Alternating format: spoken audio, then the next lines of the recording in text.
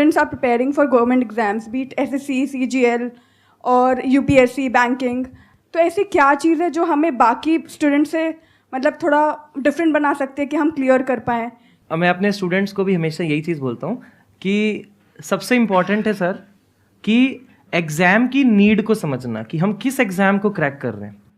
आजकल क्या होता है कि सिलेबस जैसे क्या होता है, बहुत सारे कोचिंग्स, बहुत सारे ऑनलाइन ऑफलाइन इंस्टीट्यूट्स इतने हो गए हैं कि आपको क्या करते हैं कि थोड़ा थोड़ा एक्स्ट्रा पढ़ा देते हैं। जैसे कि इन्होंने मान लीजिए ये टॉपिक छोड़ दिया था, वो दूसरे टीचर ने एक दूसरा टॉपिक पढ़ा दिया, तो स्टूडेंट को लगता है कि अरे ये तो एक्स्ट्रा पढ़ा रहे हैं।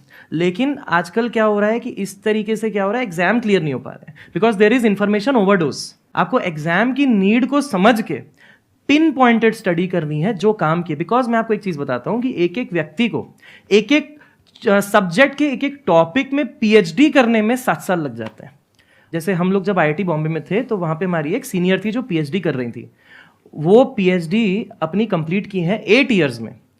उनका शादी हो गया, बेबी हो गया, सब हो गया, पीएचडी उसके बाद हुई कंप्लीट, वो भी एक टॉपिक में। तो इसीलिए हमें उस लेवल पे नहीं जाना है कि हम रिसर्च कर रहे हैं, हमें उस लेवल पे जाना है कि एग्जाम की नीड क्या है, उस नीड को टारगेट करें, पीवाईक्यूज को बार बार देखें, समझें और फिर ये देखें कि जो हम पढ़ रहे हैं वो पीवाईक्यूज से मैच हो रहा है कि नहीं हो रहा है, कहीं हम इधर उधर तो नहीं जा रहे हैं। क्योंकि आपको एक चीज बता देता हूं कि जिस भी एग्जाम को आप ले लो, गवर्नमेंट के जितने भी एग्जाम्स हैं, आप ये पाओगे कि ज्यादातर जो क्वेश्चन होते हैं वो पीवाईक्यूज से रिलेटेड होते हैं। मतलब एग्जैक्टली वो नहीं होगा तो उससे रिलेटेड होगा। तो अगर आप जितना स्टडी अच्छे से पीवाईक्यूज को करोगे उतना बेहतर तरीके से आप अपने प्रिपरेशन को चैनलाइज कर पाओगे।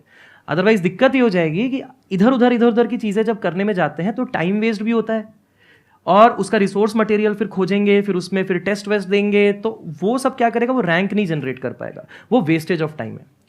ठीक है, तो ये बहुत इंपॉर्टेंट है, study the syllabus, study the PYQs before actually studying the subject.